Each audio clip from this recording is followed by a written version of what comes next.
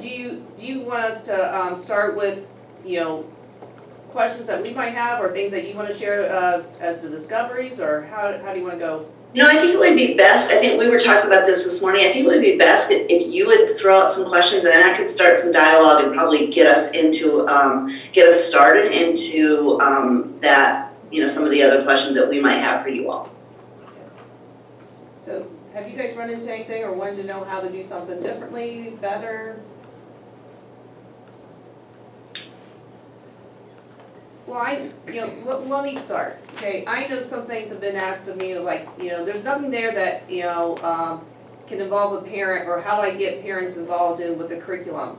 And so I don't know if we've had a chance to dig into the digital suite or not, but I know I found a parent letter that was there, and so I don't know if there are things that, how can we help with that vocabulary, or help with those things, and maybe get families more involved? And that can go, the spectrum, K-5 or 6-12.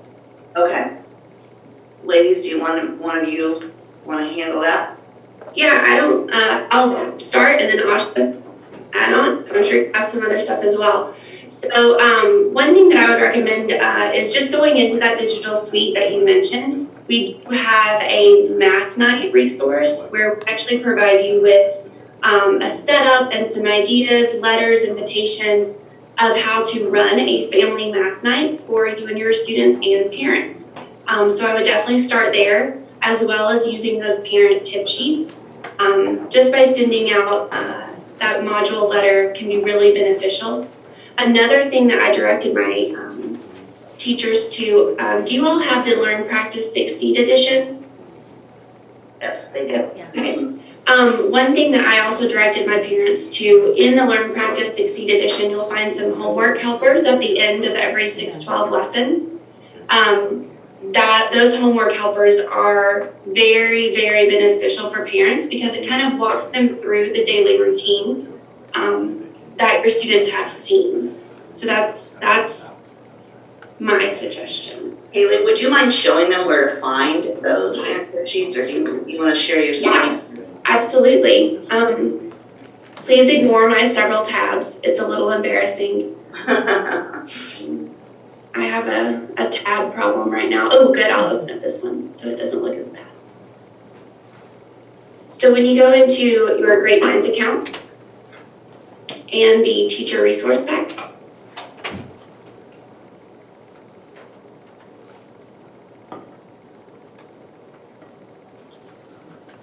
it is not in the teacher resource pack. Whoop, I thought it was. Asha, do you know where it is? I do. The math night? Yeah. In the administrators, if you look in the administrators on the first tab,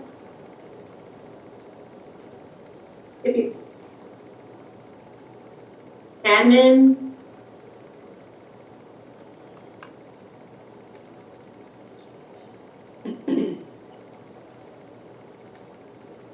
I can do it if you want me to.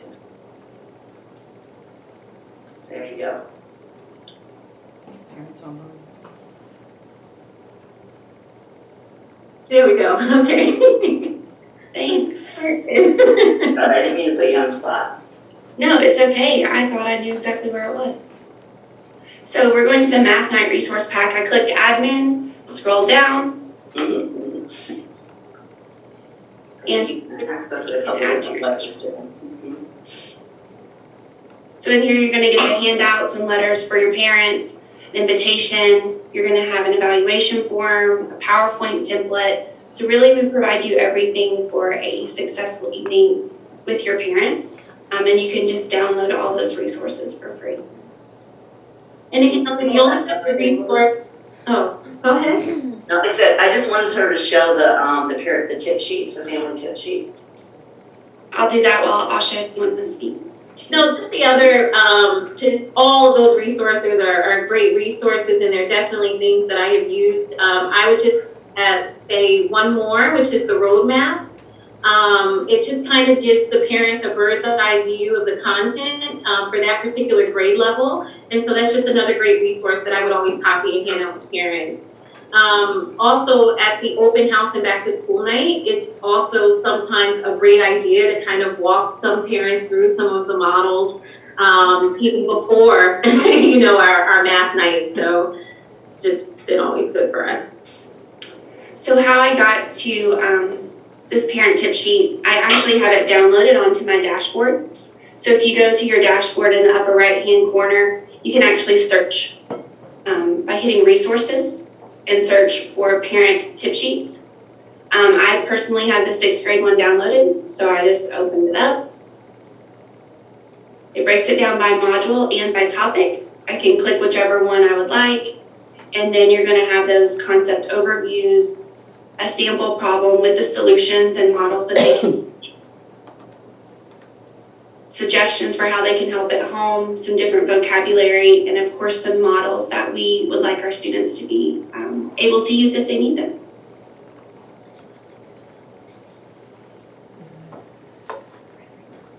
Did that answer your question?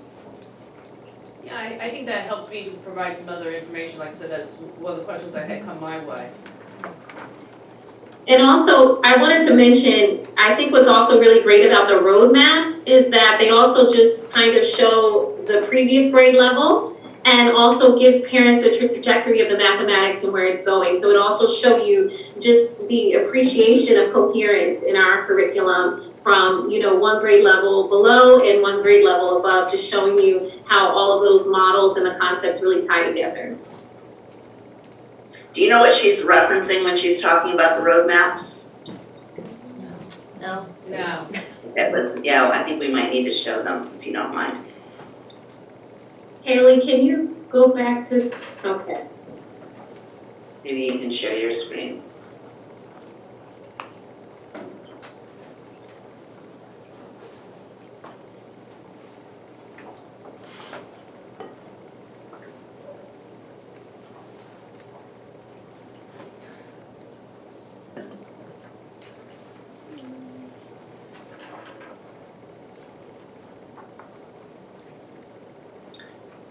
And teach on the Eureka Navigator.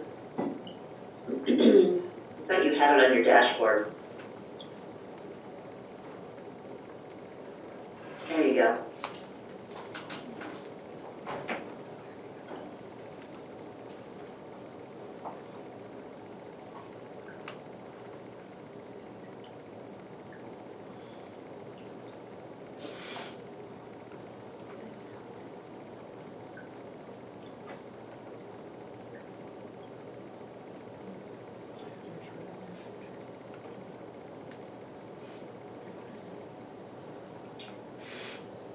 Have any of the teachers used this portion of the digital suite? Yes. Yes. Okay, awesome. Is there anything, Asha, you wanted specifically to point out in here, or?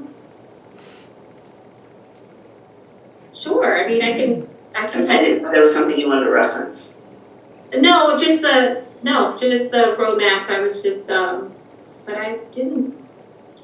It's actually, let me.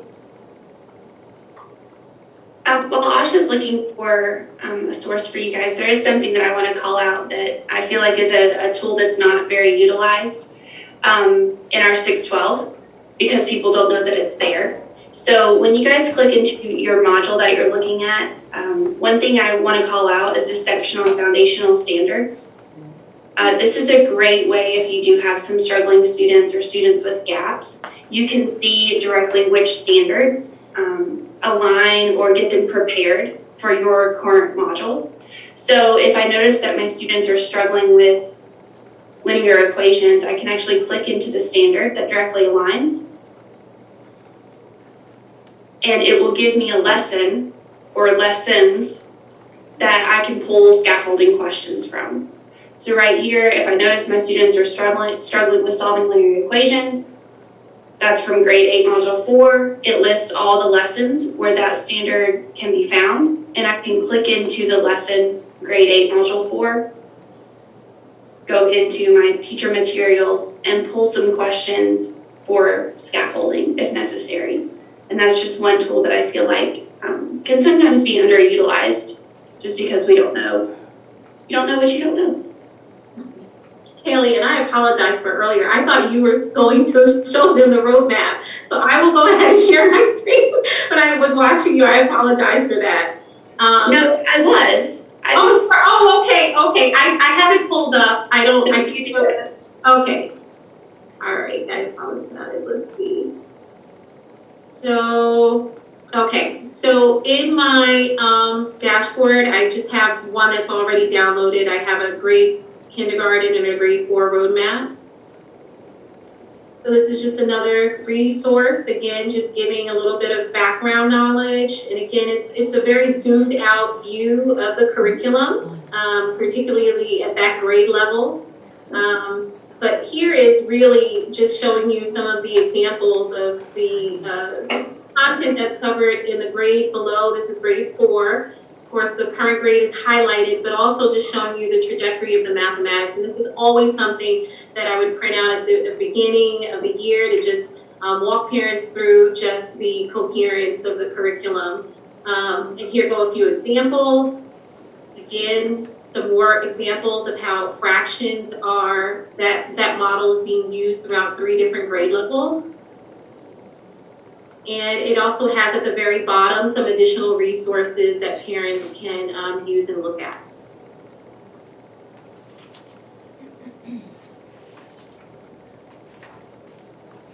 Thank you, that's awesome. Okay.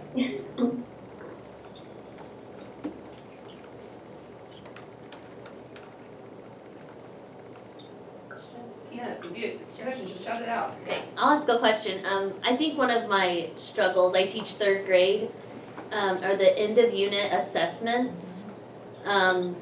They are just so weighty. So they've been really, even if I feel like my kids are doing great on exit slips, they're doing great on independent work. I mean, part of that is being a 3rd grader, but when they go to take the test, it's just, they're really struggling with the test. And I have also, and I think there's another issue is, since the assessments aren't online, that's something that we're used to having, and so I have been like trying to put those online, like using Google Forms. I've been like kind of copying the questions and putting them online to see if that would help, but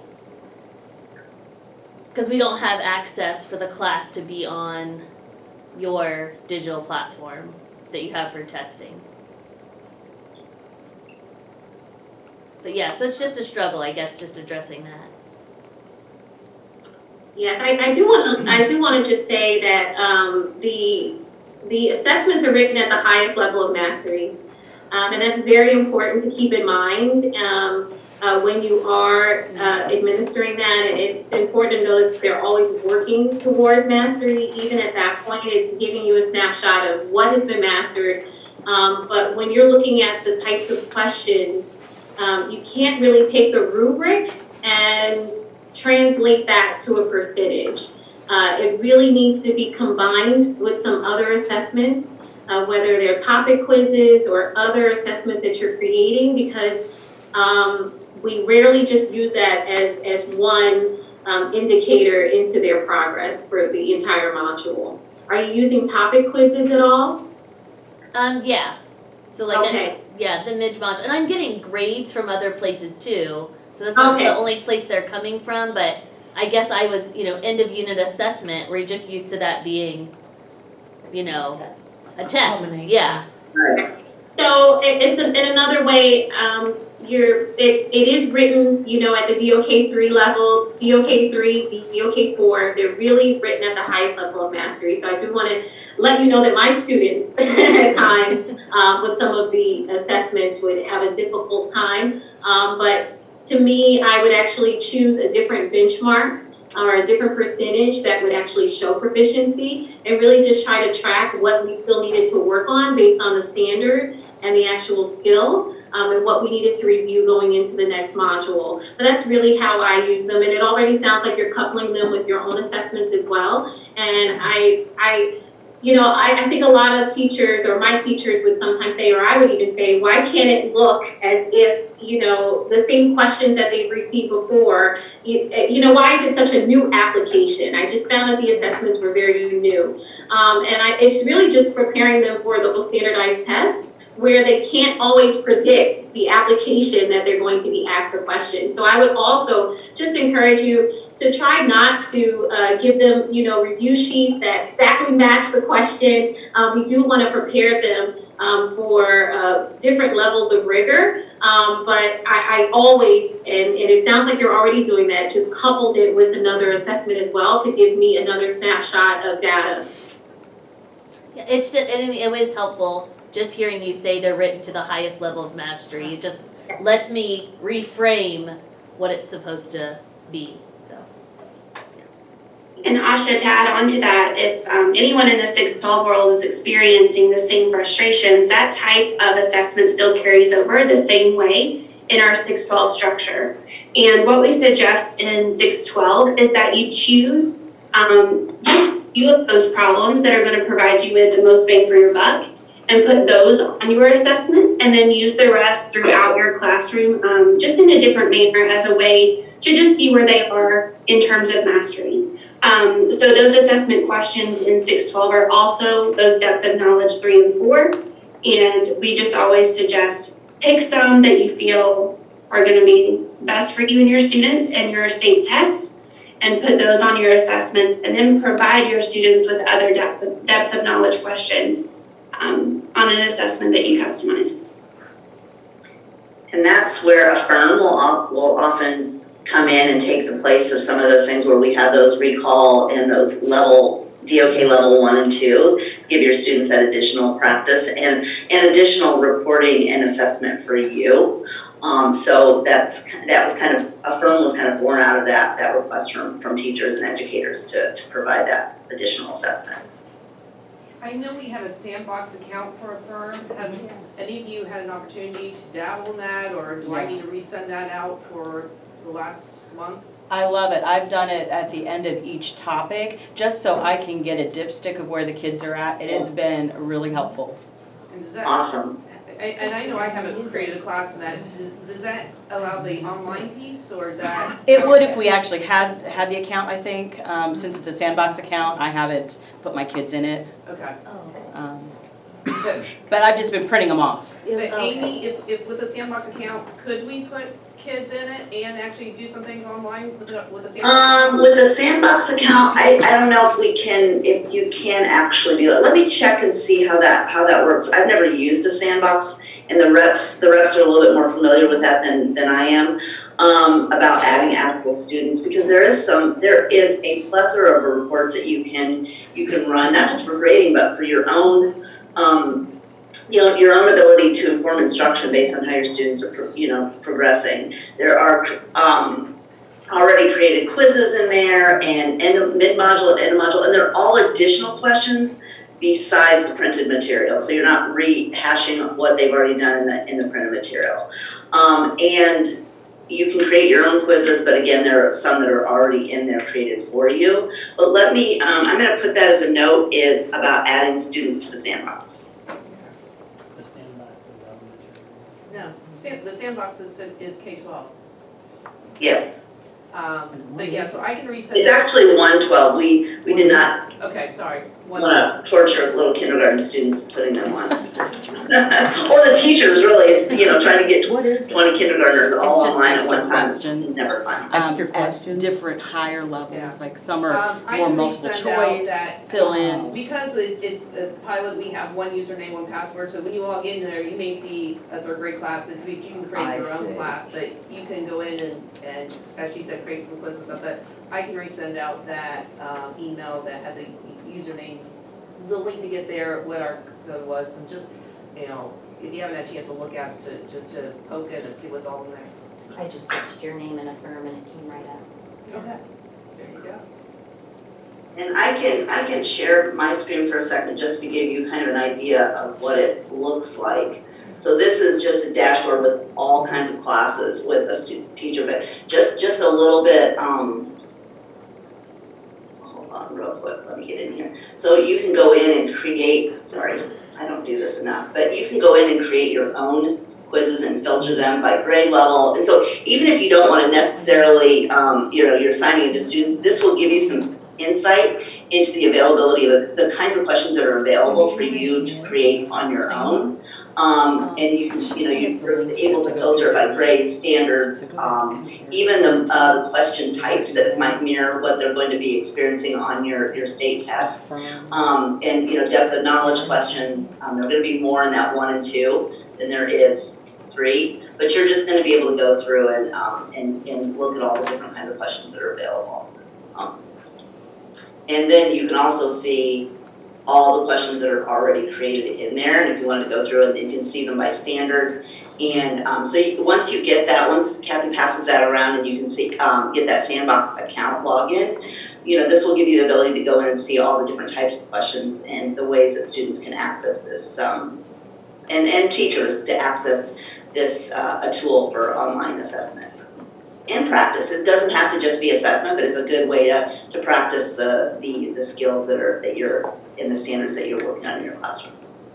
And Amy, I have a lot of teachers who use the item bank that has the 500 additional questions as practice. So, maybe for an additional homework or whatever they need in that 6-12 world, that item bank has, I think, an additional 500 questions per something. Questions per grade level. Per grade level, thank you. So you can kind of sort those by whatever you need, but that's kind of how they were using that bank. Yeah. You have any additional questions about the about a firm? You said it could run reports too? Oh yeah. Let me see if I can get in here and show you. So if we're in, sorry, your faces are blocking my, here we go. So this is we'll just go to a class and just show you. So this is just one report. I can see my students in this particular, I can click on this student and see all of the performance by question. The ones that got correct, partially correct, incorrect, and potentially even skipped. That's just one option of how I can look at this particular assessment. Let me see if I can get that. You can see there's assessment summaries, there's peer performance question analysis, there's performance by standards. So you're going to get quite a bit of information for your students. There's multiple ways of looking at this data.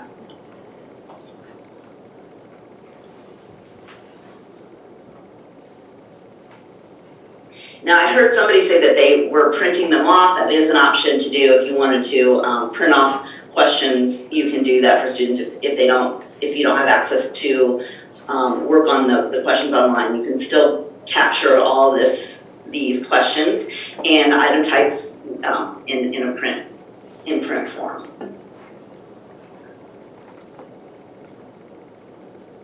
So this is just one report that I pulled by standard, and I can see how my students are doing.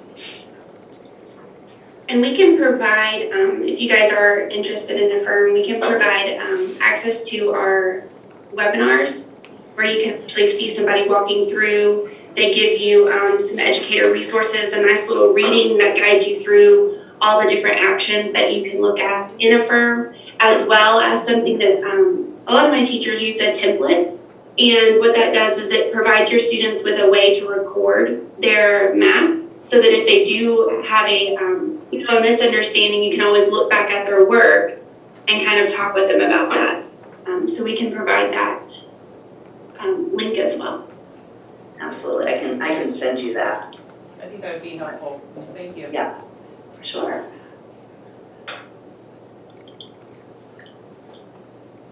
Anybody else have a question, or how can I do something differently, or got the same outcome?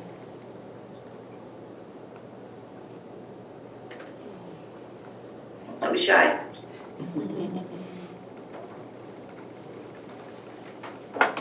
I know we have a growing ethnic population. Anything, are there access to things that are already written, in Spanish or in French or, so it depends on the Japanese population too. So we currently have Spanish materials, but I will let our experts talk about ELL students and how that's addressed in the curriculum. For 612, I know that we provide, at the moment, scaffold boxes.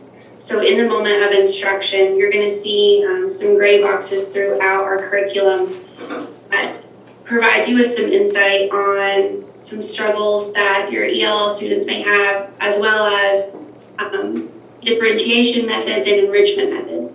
So those scaffolding boxes are not just meant for ways to remediate. They cover all three bases. And I just appreciate that they're at the point of instruction. They're not in a separate book that I have to go searching for.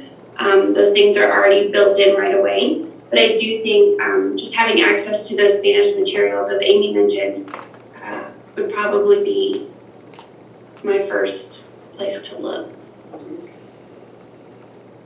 I just want to say, I think our color is a little bit different in K-5. We have little mint green boxes on the right, but they are our UDL support, and they will give you a lot of suggestions on how to support ELL learners. One of the things that I really love about the curriculum is the way that the curriculum is actually rolling out vocabulary. And it always gives it some sort of context. And so in those UDL boxes, you might find visuals of really showing students, what a column is, by visually showing them. And at the lower grade levels, I think that's just really, really important to reach learners where English is not their first language.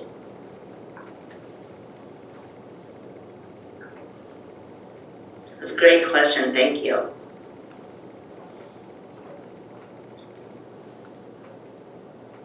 What other struggles did you have? I appreciate people being, sharing some of the things that they may have struggled with the curriculum so that we can possibly address that and help you with any of those kind of things that you might have struggled with it. Because we do recognize that it's a shift from a traditional curriculum, and so we want to help put aside fears or address any of those particular concerns.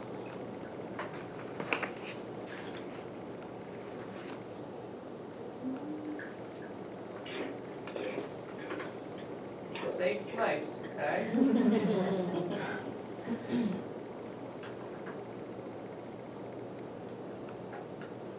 I guess I struggle. I struggle with the amount of time it takes to get my mind wrapped around what it is.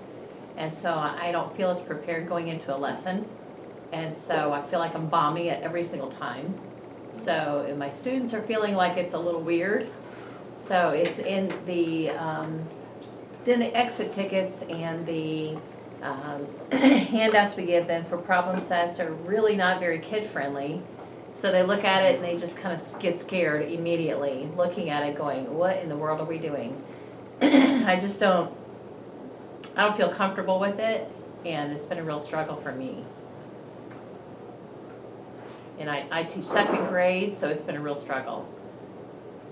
Did you say 7th or 2nd? Second grade. It's not a kid-friendly curriculum to look at when the students get their problem set. It's not fun to look at. It's very small looking. It's not the size that a second grader would normally look at as far as the font. And there's just so much more to it that it just makes it a struggle for me to feel comfortable with them accepting it. And now they do enjoy some of the fluencies and things like that, but it doesn't seem to help them when it comes to doing the problem sets. And again, it's probably my fault. I'm not feeling very prepared, but I'm spending my lunch hour trying to feel more prepared after watching the videos and doing all the different strategies that are shown to me. Some days are good, and other days are a lot more of a struggle. So that's just my take on it. No, thank you for being honest. That helps us to know how to address those questions. And I do just want to say that I was introduced to this curriculum after 11 years of teaching mathematics. And I felt some of the same ways that you did initially. But I think one of the things that really did help me, and it sounds like you've already mentioned a few of those things, we have the digital suite that is supporting us in kind of modeling the concept development pieces, which is the Teach Eureka video. And I have to be honest with you, I watch those videos all the time. And even when I'm looking at the other components, and I'm not sure if you're aware that there is a distribution of minutes that will also show you where there are additional supportive videos for the application problem, for the student debrief, and for the fluencies that can also support you.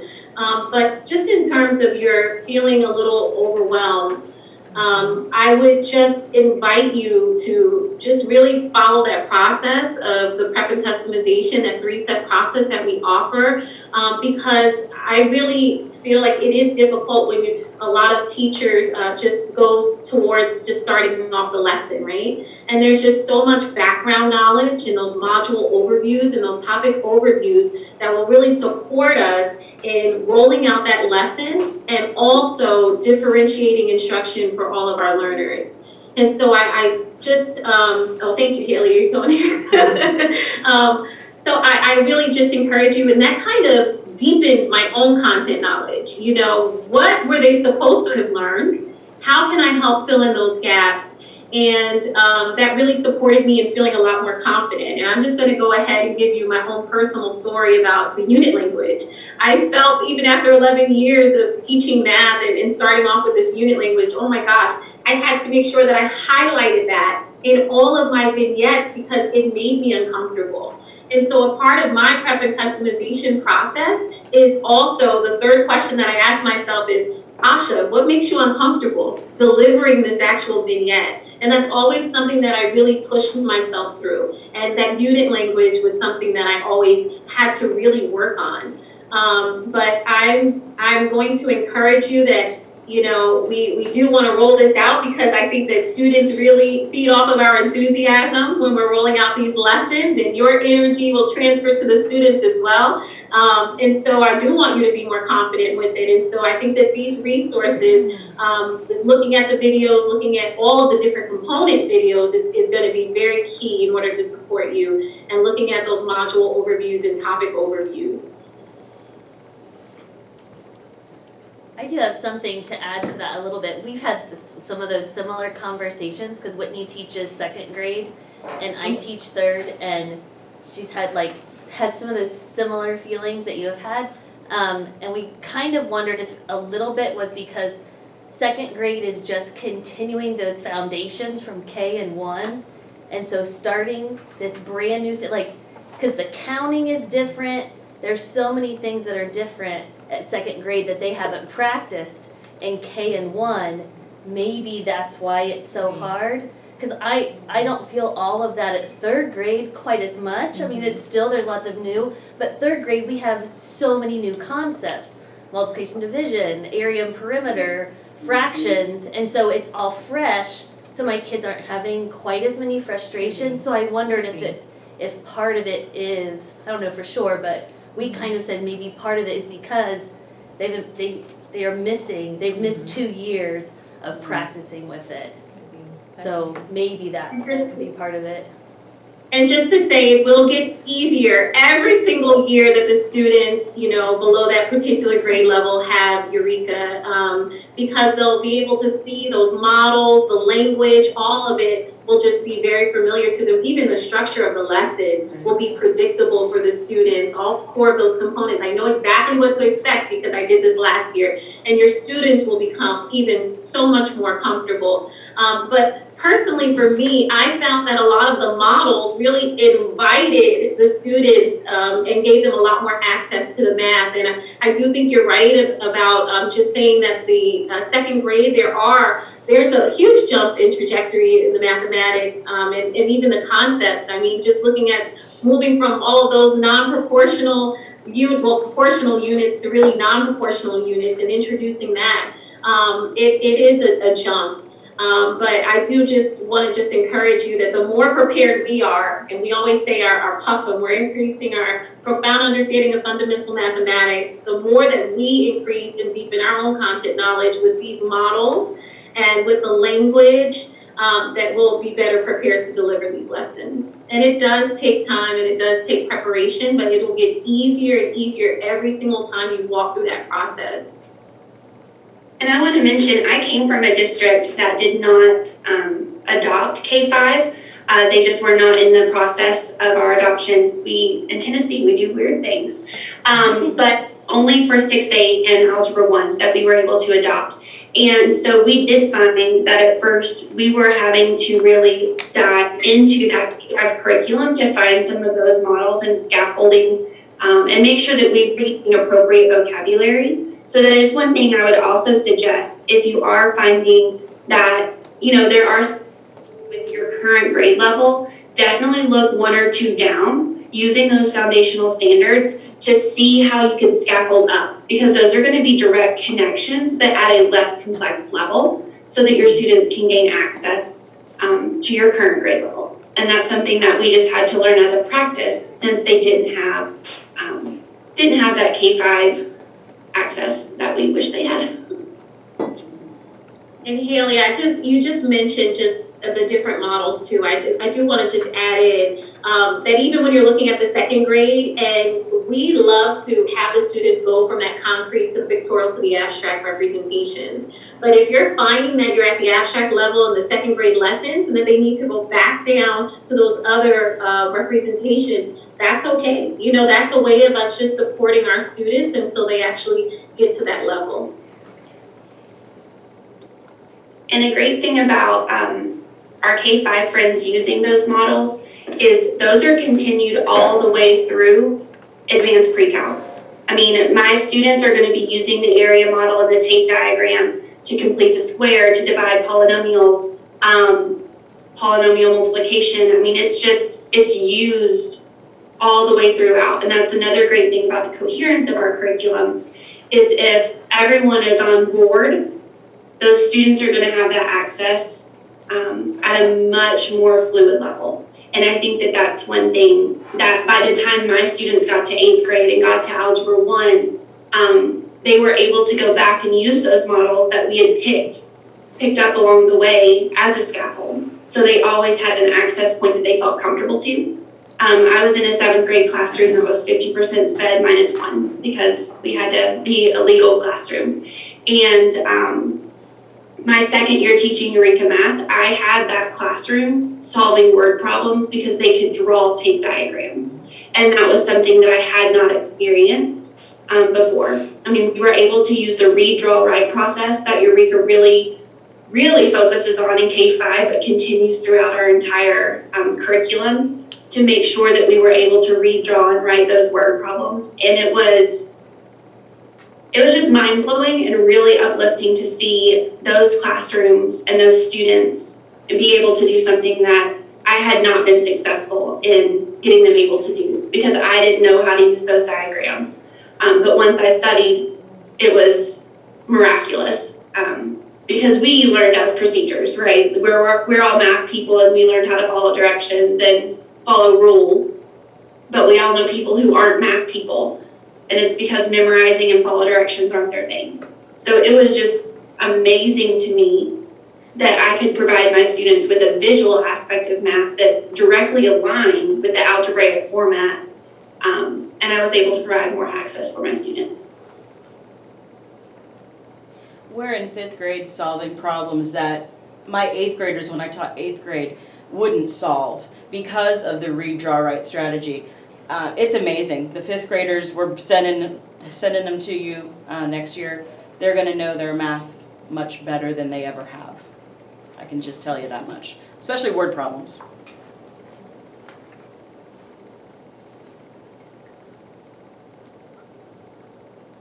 And for my 6-12 friends, for you, to look at the read, draw, write process, we all have students who are not on the appropriate grade level in math and in reading. And just looking at how that process can be used in those upper grade level classrooms really changed. it changed the functionality of my class. And it was something that I wasn't used to because I have my degree in mathematics and I just knew what to do. So I really encourage you guys to look at some of those models and some of those strategies that they're using in K-5, just because they're going to be familiar with them, and it really provides an access point if you have those struggling students. Haley, any tricks of the trade for, at the secondary level, we're constrained by a bell, and changing of classes, and, where I feel like my elementary friends have a little bit more fluid piece that they can sit a little bit longer time. Any tricks of the trade when you're like, we're down to 40 minutes, bells ringing, that would help with implementation? Yeah, so I'll just speak from my personal, my personal journey with Eureka Math. One key thing I would always encourage you, if you can, is to try and be about a week ahead. So one thing that really helped me and my small team of teachers was we would meet every week and we would have an outline for the next week. And we really just focused on following those 3 steps that are described in your module 1 for preparing a lesson. So what we would do is we would actually spend time as a student. We would go through the math, and the good news is once it's done year 1, you don't have to do it again because it's already done. But when you experience the work as a student, you kind of see what are the hard hitting points of this lesson. Always look back at your outcome and look back at your state standards. And I just went through and we just chose what were those questions that were must-dos. Meaning, if you kind of picture a ladder, right? If question 1 and question 2 don't increase in complexity a lot, maybe I just want to choose one of those to talk with systematically with my students. However, if question 2 and question 3 are a huge jump, maybe I need to think about what complexity is changing between 2 and 3 and how I might insert a question to make that complexity increase a little bit slower. So one thing that we really focused on was we did not do every question that was in our lesson for that day. We were very, very particular, and I guess I'm trying to find a word and I can't find it right now. But we were very particular about what questions we were choosing and why we were choosing them. So if you can analyze those complexity changes between each question and really determine which questions promote directly to those student outcomes, I think that will help with timing and pacing. Another thing that we also did was we did that same process with the problem set at the end of each lesson. So at the end of each lesson, you're going to be given those problem set questions. We never just asked our students to do the whole thing. We were very intentional, that's the word. We were very intentional about what questions we were selecting so that we could stay within our 45-minute time constraint. Another area that we kind of looked at is where we could involve fluency activities. So at least twice a week, we blocked out 10 minutes and we said, all right, if we're taking 10 minutes of this lesson, where's that coming from so that we can really work on some sprints from K-5, because our students were still struggling with fractions. They were still struggling with subtraction even. So just to get that fluency in there as well really helped. But I just highly encourage you to be intentional about what you're selecting and don't try and do it all. Because what we do in 612 is we put too much in there so that our teachers can customize what's best for you and for your students and for your state. So that's one thing to really keep in mind. It's not an expectation of Eureka Math in 612 that you do it all. It's an expectation that you're customizing to meet you and your students' needs. And Haley, I would say that's the same for K-5, so thank you so much for saying that.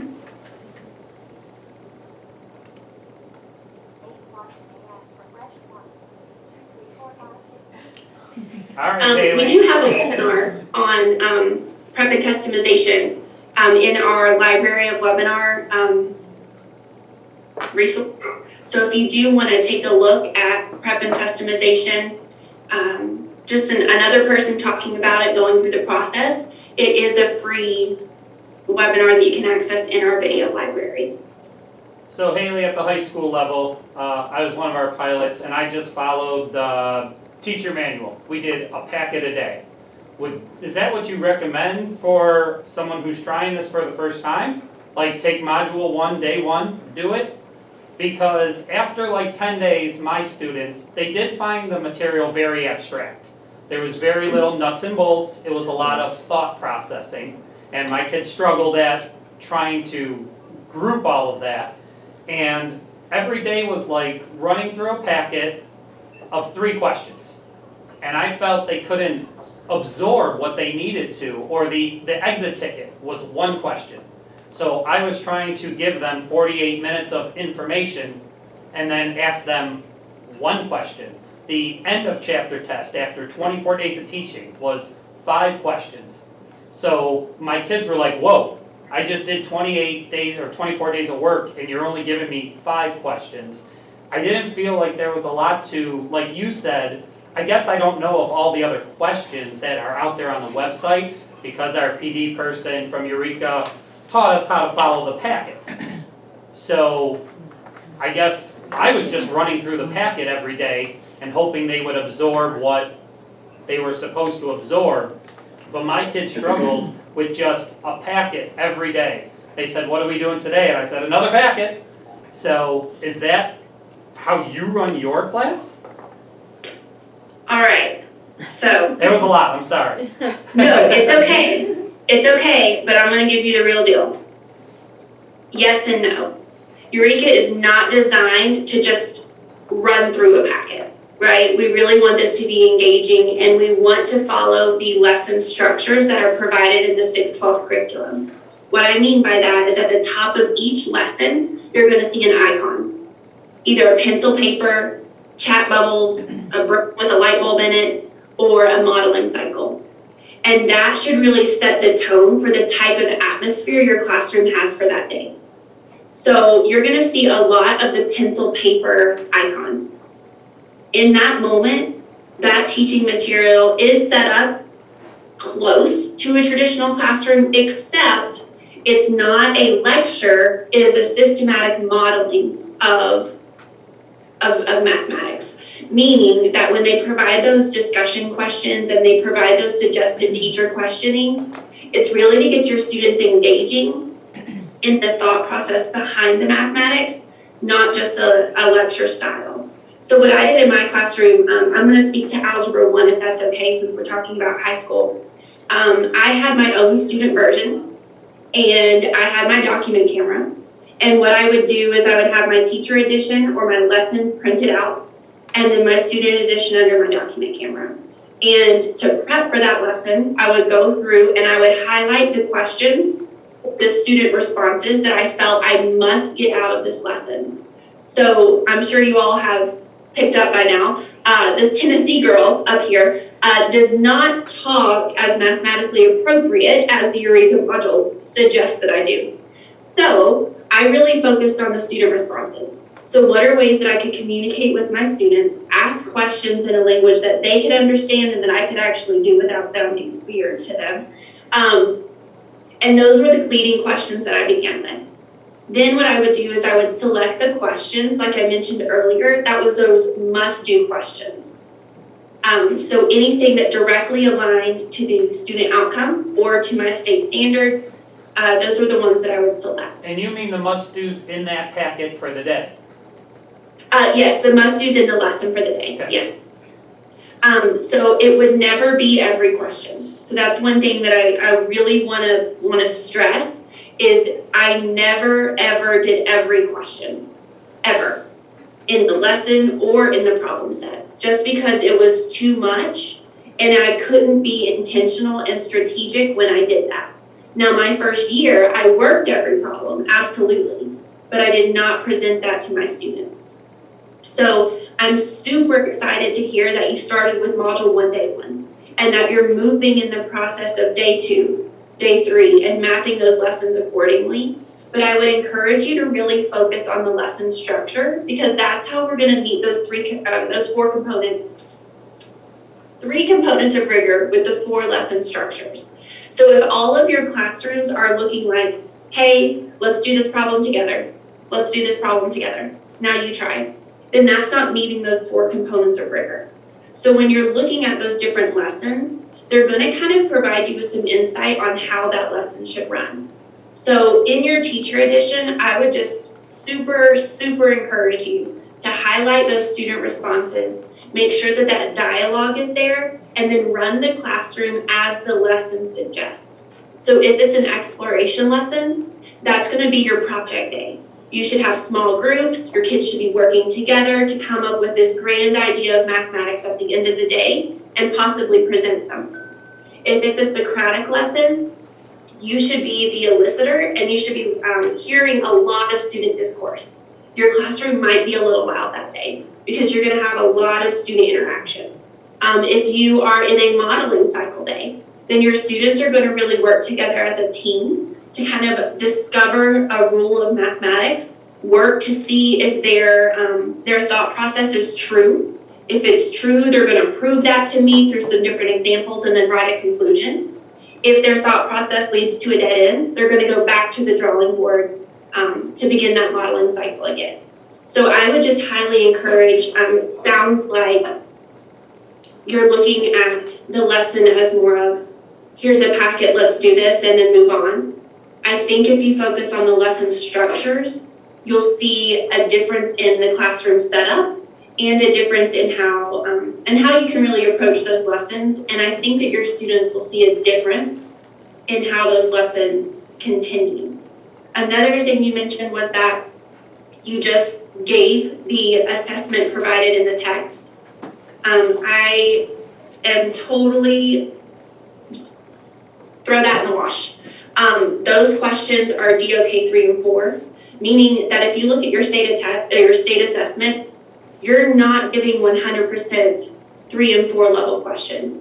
The reason that Eureka provides those is because as a teacher, I am not a test question writer. It is very difficult for me to write a depth of knowledge question 4 with multiple parts that really meet those components of rigor. So it's a suggestion that we give in our professional development at the 6-12 level to really just pull 1 or 2 of those questions, and then you customize the rest of your assessment, either using questions seen as examples and exercises or from the problem set or of the scaffolding questions based on those foundational standards.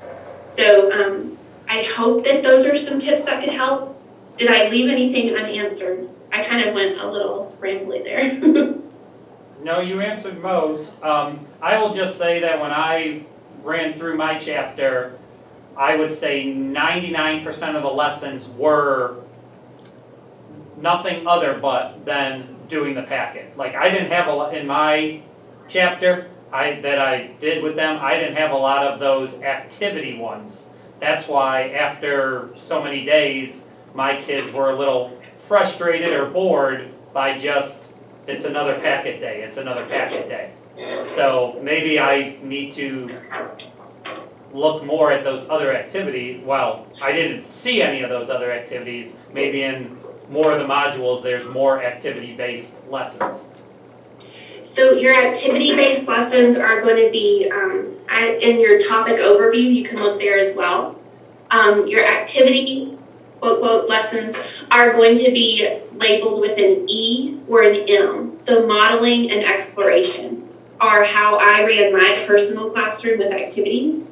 For Socratic and problem set, I really encourage you to not lose your teacher self. My first year teaching Eureka, my district handed me the teacher edition, and they said, do it all front to back. And that was the professional development that we got, a book that said do it. And that was my second year teaching, and I really felt like I lost my teacher persona. I definitely agree with that. I'm sorry? I definitely agree with what you just said. I felt like my teaching was taking out of my lesson, and instead I was just following a packet. Yes, yeah, and I felt that too. I really did, because I thought it says to say this, I need to say this. It says this is an example, I need to do it. It says this is an exercise, my students need to do this one. And what I would encourage you is, if it's a problem set lesson, which you're describing is a lot of what you're seeing, which makes sense. You know, we're talking about a lot of rules and procedures in those upper level math classes. I would encourage you to just keep with the fidelity of the math and still be creative. I mean, there was times with problem set lessons, I was able to run a simulation of stations. I did mine different because even though my kids were in algebra, they could not move in stations appropriately for some reason. They couldn't even figure out how the heck you all do that. But with problem sets, I was like, oh my goodness, right? Like, we're doing another problem set. It's very similar to the previous day. I feel like they should be able to do the majority of this on their own. So what I did is I selected questions from that problem set lesson that increased in complexity. I was able to pair my students with a high-low, or no, a medium-high and a medium-low is kind of how I paired mine. And then I had my small group of SPED students that needed an assistant. And they started at station 1, where they worked through a low complexity problem. They went up to station 1, checked their work, and we were good to go. And then they moved to question 2. So each group was able to move at their own pace while also getting through that problem set. And me, being the teacher, was able to walk around and ask those eliciting questions that were listed in my teacher manual.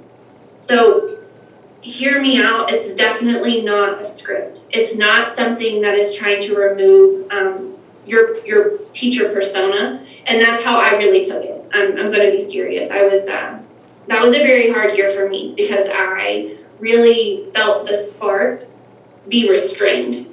And that's not what we're about. We're just providing the structure of a lesson, and we want you all to take it into your own hands and make it yours.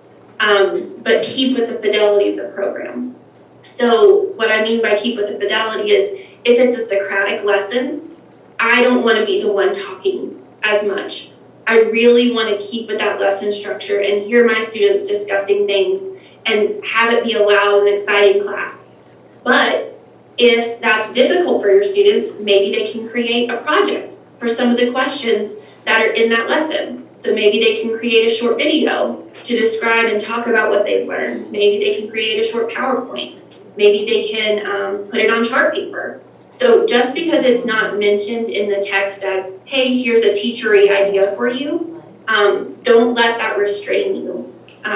It's just all about keeping with the fidelity of the program, but also keeping with your teacher self, because that's why you're a great teacher, because your personality comes out in your lessons and you can connect with those students. And I felt like my first year teaching Eureka, that connection was lost because I didn't know that it was okay for me to customize in that way, but it definitely is. And it's encouraged too. The expectation is for you to be, we trust you as we expect you to be the trusted professional. And so, I think it's just sometimes that curve in the beginning of trying to stick with the fidelity, and that the teachers, I'm a former educator too. And so looking at it, I can see where that could potentially happen. But that isn't the expectation of Eureka Math by any means.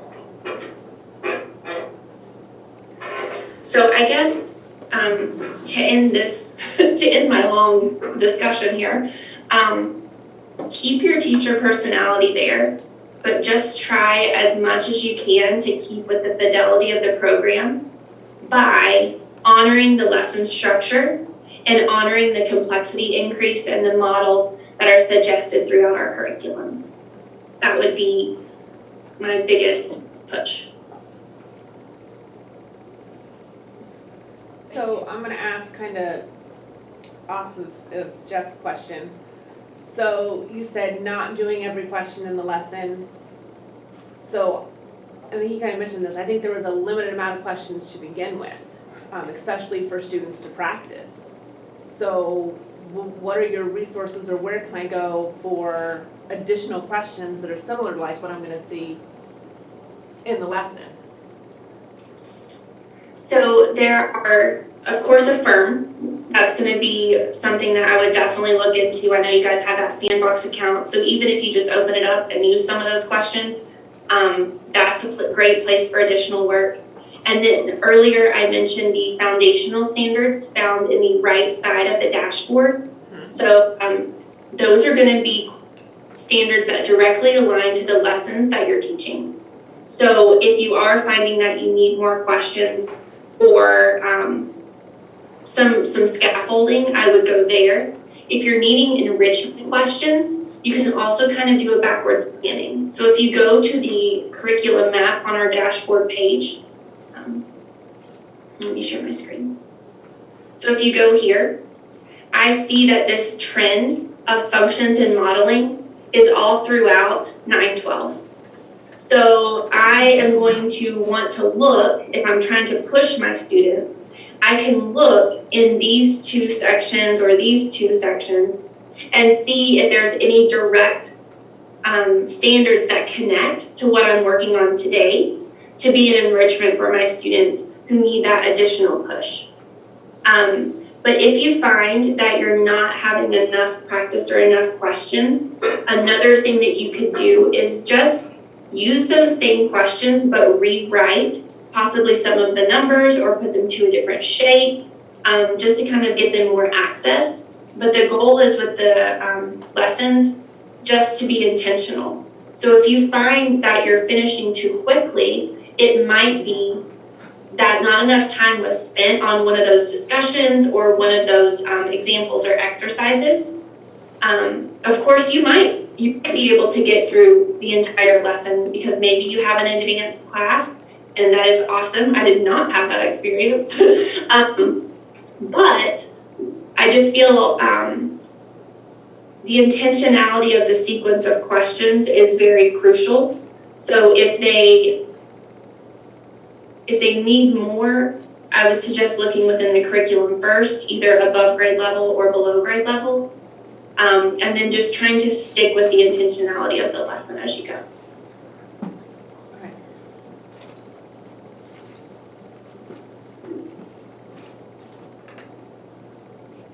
Asha, Amy, would you add anything you have anything to add to that? Okay.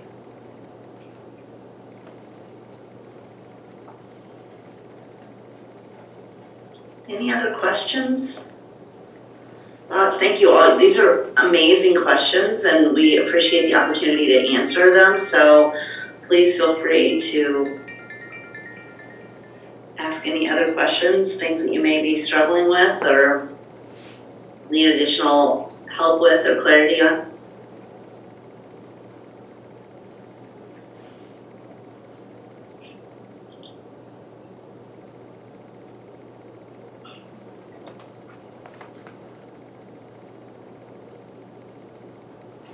I have a question, and I apologize because it's one that you already answered. But it's, you showed us something on the digital suite, and now I can't find it. So you, I think maybe it was Haley, one of you were talking about if we need additional differentiation or remediation ideas and how we could click on the standard and get some additional, I can't remember if you said just ideas or if they were specific resources, but I wanted to be able to share that with our intervention specialists, but I don't remember how you said to find that. What grade are you, by the way? 4th grade. 4th grade.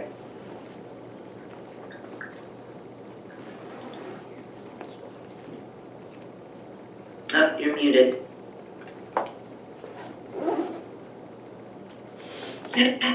My bad. So I'm going to go into the digital suite that is found in my dashboard. Open that up, and you said that you are in 4th grade. So I'm going to click 4th grade module 3. And on the right side of this module, you're going to find a list of foundational standards.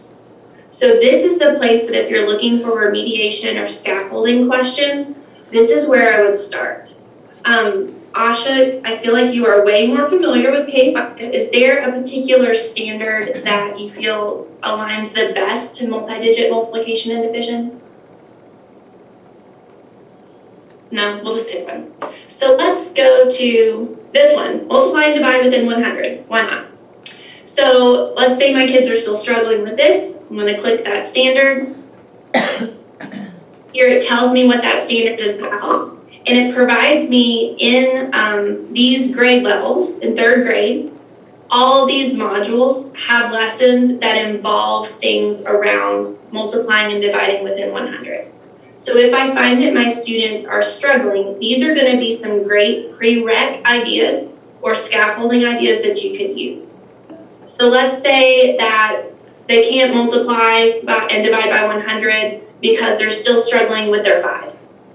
So if I go in and I click multiply by 5, it's going to take me directly to that lesson that's in 3rd grade that can provide me with some fluency activities. I can look at the concept development question and see if that's a question that I might like. Or maybe they just need to talk about the exit ticket or the student view. So all that information is right here, and that's what I usually used for additional questions for my struggling students.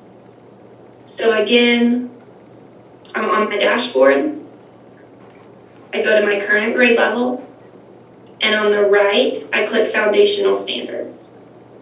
And then I can just choose any of these standards that I feel best directly aligned to the lesson that I'm currently teaching. Thank you. That's helpful. I wanted to mention another resource as well. This is perfect. It really saves us a lot of time from actually looking at the standards and going backwards, just using pencil and paper. So this is a great resource. But I also wanted to just share with you all the topic overview. I just originally said, and I can share my screen if it's easier. Oh, I don't know if you can go a little back. So I do want to just, highlight here on the very bottom, just looking at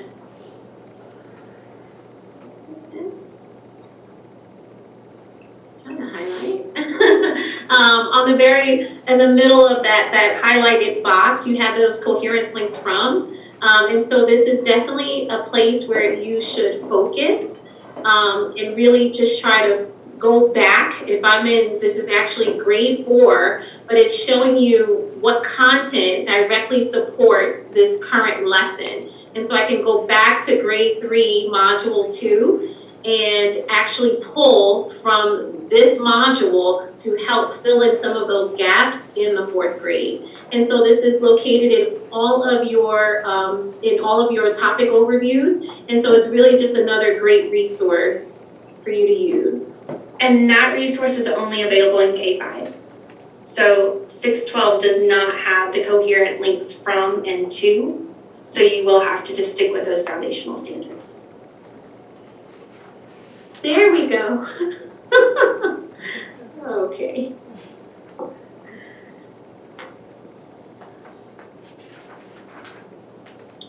That's awesome. That's something I learned today, so thank you.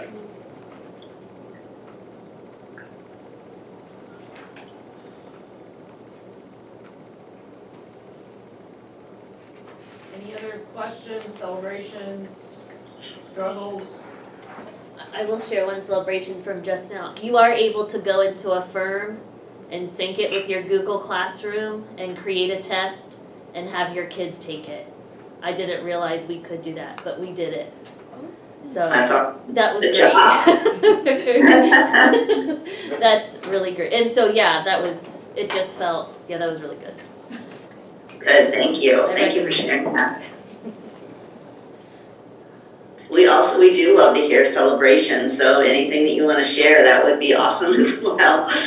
Because when we go and we're talking to people, we love to hear what's working, and it helps us too as we grow and as we always revise our curriculum. What's working, what some of the struggles that you had are important to us, but we'd love to also hear some of your celebrations with your students and for you as an educator.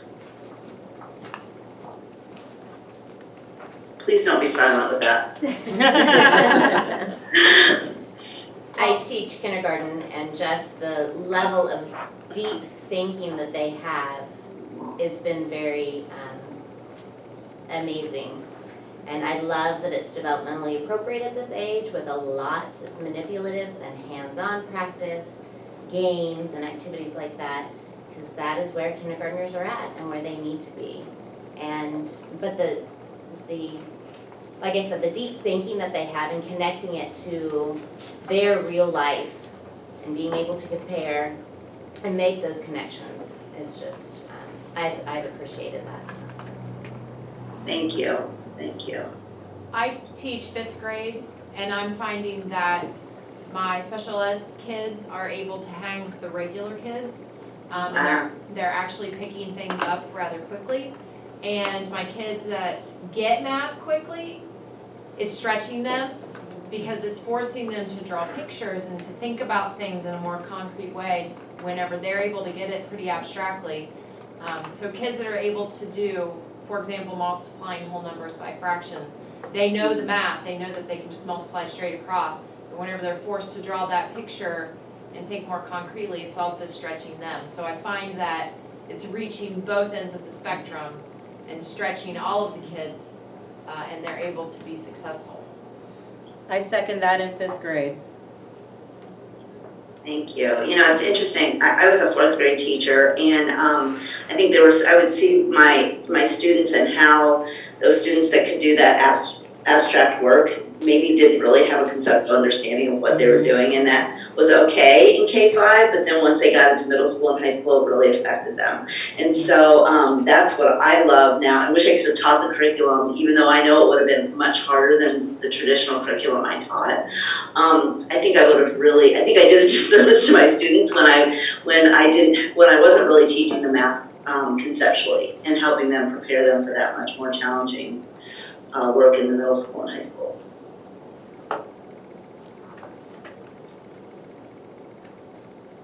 I teach 2nd grade, and the lesson where you accidentally drop 1,000 popsicle sticks on the ground and the kids have to figure out a way to.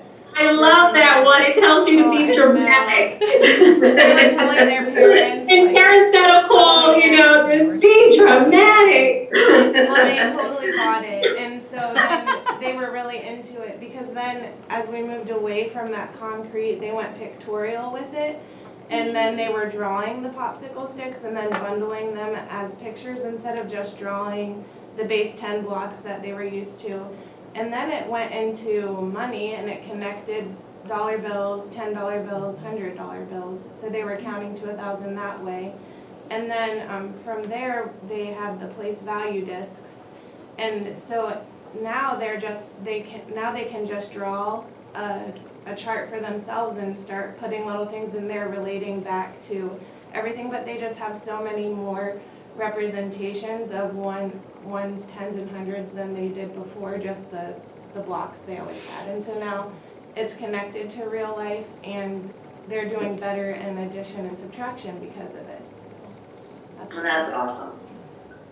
And then you extend those same concepts in 5th grade to decimals, and wow, what a powerful tool for the kids to use. And we're working right now on multiplying whole numbers and fractions, and they have at least 3, if not more, different ways to represent, whether it be copying the same number 4 times or the same fraction 4 times, or drawing the tape diagram. And my kids that struggle yesterday, I know my denominator's 5, I know I need to turn that tape diagram into 5 sections. There's lots of different ways for them to show the same type of problem, and they get to pick their method. And that goes back to Haley's point of using the program with fidelity. We talk a lot about flexible thinking and having those different points of access for students, so kudos to you. Yeah, I'll say as a former middle school and high school teacher, thank you, K-5, for continuing to introduce those different models, because I could fall back on those. Granted, it was my 6th grade teachers who were working with them, but they allowed me to access those students that I could not reach and who were not math people, because we could use those models. So thank you guys for sticking with that and exposing your kids to all those different ways that they can work with numbers, because they will use those models again and again and again. It comes up in the curriculum all the way through. So I applaud you for getting your hands dirty and working with a concept that is probably new to most of us. We often hear in districts that use Eureka Math K-5 and have not adopted 612, that those students that have a good hold on those models are using them regardless of the fact that they're not, so even in a different curriculum because they're comfortable and it helps them to really understand the mathematics. And so teachers will often come to us at the 6-8 and say, we need to get our hands on this curriculum because our students are already super comfortable with these models.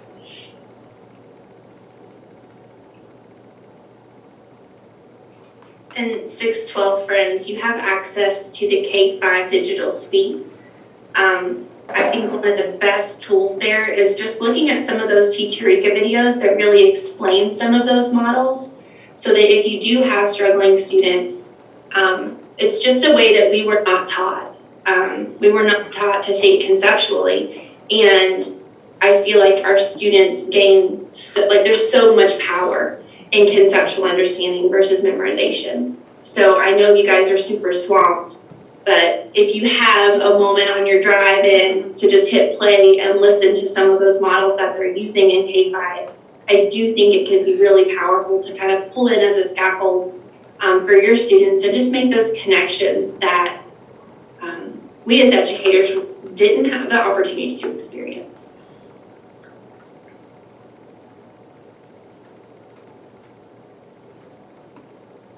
Is there anything else that we can help you with today as you're progressing through your pilot? Any other questions and any other thoughts? We'd really love to be able to answer that with the time that we have left.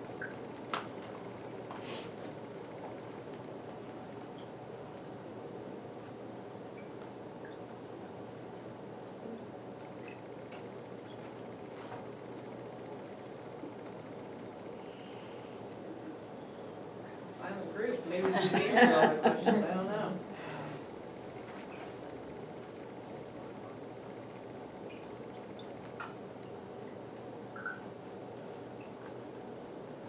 Did I miss a question or? No, I think we have a silent group. Okay. I think you've shared quite a bit. We appreciate that.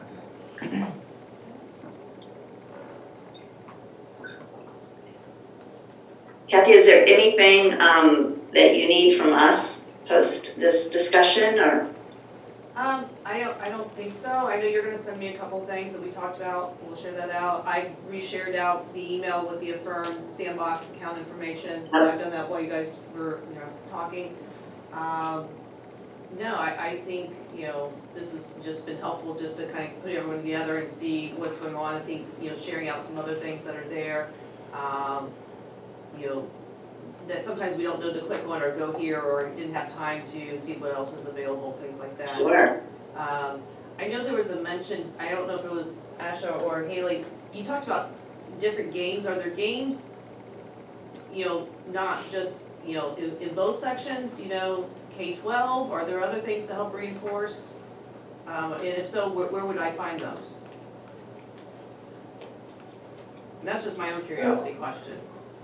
So in 612, the main type of game that you're going to see is with our integer cards.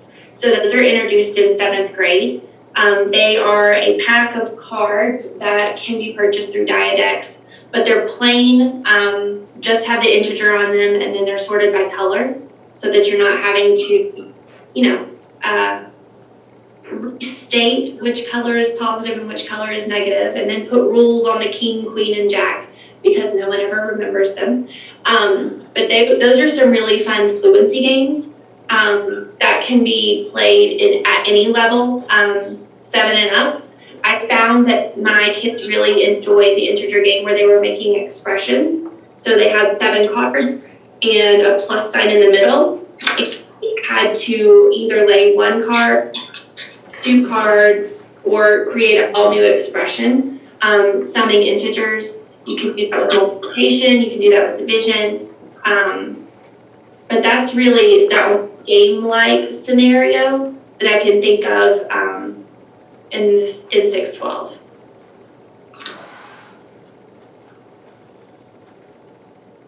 There is a link that we can send you to the games for K-5 as well. Give me 1 second. No, I'm looking at playing cards. I have them. I just found them. And so we also have playing cards at the K-5, and if I can type it into the actual chat here, just the website you can go to just learn different ways of actually using these cards in your math classroom. So I will send this, I will put this in the chat.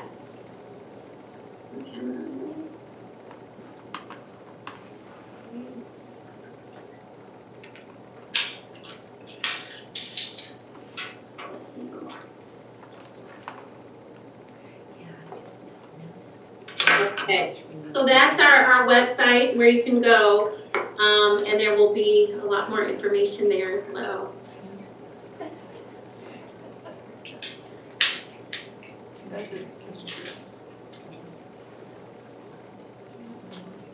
And I would encourage 612, if it is like that problem set lesson, put it in a PowerPoint with Jeopardy. There's tons of ways to make the lesson for the day a game-like simulation, just using some different things that you've used in the past, also keeping with the fidelity of the complexity of questions and things like that. So even though in 612 it doesn't say necessarily here is a game to play, definitely don't lose that teacher persona and throw in some activities that align with the problems that you're provided, but put a spin on how it is introduced to your students.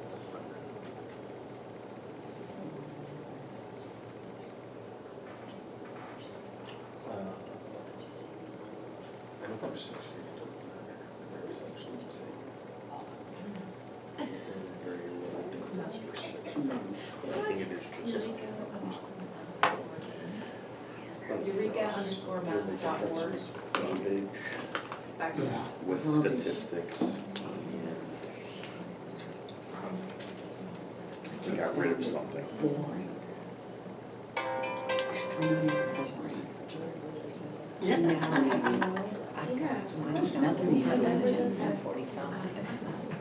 So they keep talking about engagement. Anything else for good of the order, or are we good?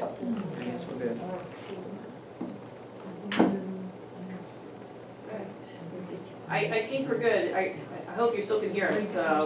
We can, we just wanted, Right. that you were talking amongst yourselves, so I wanted to allow you to do that, but, No, we really appreciate your time and opportunity to share more information about Eureka Math. And please feel free to send any questions to Kathy. Kathy can send them to me, and we can make sure that there's any additional questions, or if you didn't want to ask the questions in this way, you can feel free to ask those, and we will make sure Haley or Usher answer those questions for you.